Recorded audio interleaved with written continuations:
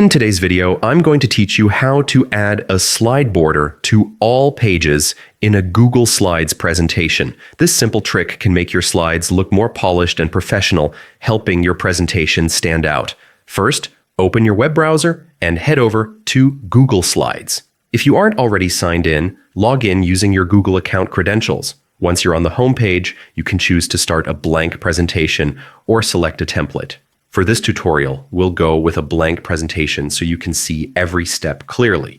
With your presentation open, look to the top menu bar and click on Slide. Then select Edit Theme from the dropdown. This will open the theme editor, which is perfect because any changes you make here will automatically apply to all slides in your presentation. This is exactly what we need to add a uniform border to every page. Next, click on Shapes in the toolbar and select the rectangle shape. Now, click and drag to draw the rectangle around the perimeter of your slide.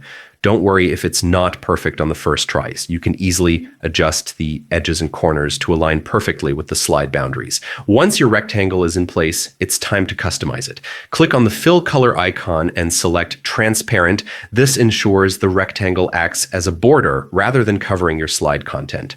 Then, adjust the border color and line weight to match your presentation style.